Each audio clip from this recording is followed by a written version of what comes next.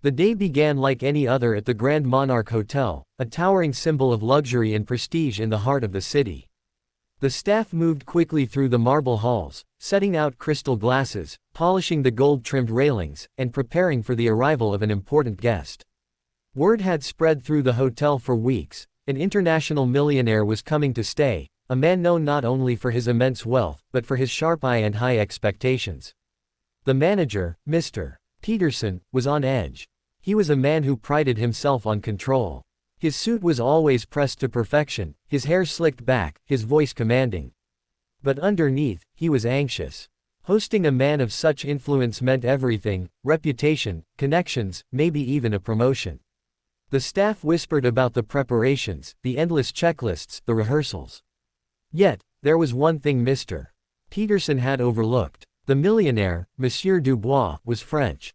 He spoke limited English. The hotel had promised full bilingual service, but in truth, no one on staff was fluent. Peterson assumed the millionaire would make do with gestures and broken phrases, like most international guests. But he was wrong. The day finally arrived. A fleet of black cars pulled up outside the hotel. Chauffeurs opened doors as the millionaire stepped out, dressed in an elegant tailored suit, his expression sharp and unreadable. Cameras flashed from reporters outside. The moment he entered the lobby, silence fell. The marble floors echoed with his footsteps. Mr. Peterson rushed forward, hands clasped, smiling nervously. "Welcome, Monsieur Dubois," he said in English. "We are honored to have you." Dubois tilted his head, his eyes narrowing. Then he spoke, his words flowing quickly in French.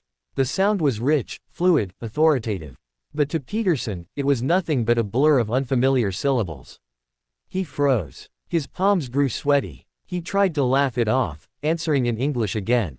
Dubois frowned. His voice grew sharper, his tone impatient. The room tensed. Staff members exchanged nervous glances. The millionaire was speaking faster, his words clipped with frustration.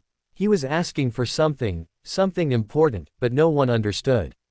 Mr. Peterson's heart raced. This was it. If he failed, the hotel's reputation could be ruined in front of the most influential guest they'd ever hosted. Someone call for a translator. He barked at his staff, his voice trembling. But no one moved fast enough. The reporters at the entrance were already murmuring, cameras clicking as they captured the scene of a millionaire visibly annoyed and a hotel manager panicking. And then, a voice rose from the back. Calm, clear, confident. "Excusez-moi, monsieur. Comment puis-je vous aider?" The entire room turned. Standing quietly with a housekeeping cart was Elena, the maid. She was in her late 30s, wearing her simple black uniform and white apron, her hair tied neatly back. She had been unnoticed until that moment, quietly dusting and cleaning the edges of the grand lobby. But her French was flawless. Not hesitant. Not broken. Perfect. Dubois stopped mid-sentence. His eyes fixed on her. Slowly, the frown on his face softened. Then, for the first time since arriving, he smiled. Elena walked forward, calm and graceful. She met his gaze directly and repeated in perfect French, "How may I assist you?" The millionaire spoke again, this time slower, testing her. She responded instantly, her words flowing like water. Their conversation picked up speed, back and forth, each word crisp, elegant, respectful.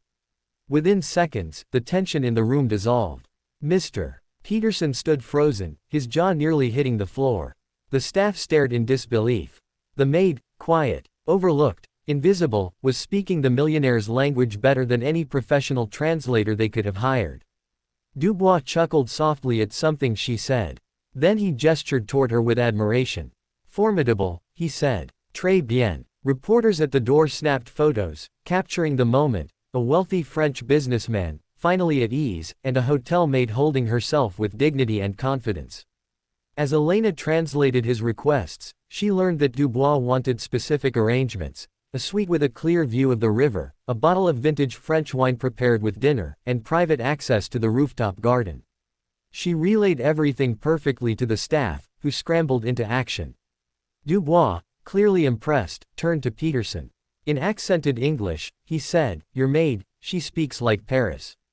Peterson forced a smile, but inside, he was burning with embarrassment.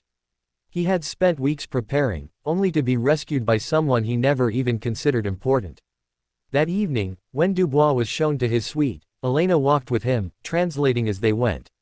He asked about her background, curious how a hotel maid spoke French so fluently. She explained softly that she had once lived in Lyon, where she studied literature before moving to America. Life had taken unexpected turns, and she ended up working at the hotel to provide for her family. Dubois listened with respect. "Life is not about titles," he said. "It is about who you are when the moment comes." Word spread quickly through the hotel. Staff whispered about Elena's hidden gift. Guests who had witnessed the scene told others about the maid who had saved the day. By morning, everyone was talking about her. But not all were pleased. Mr. Peterson called her into his office. His tone was sharp, though his face was pale.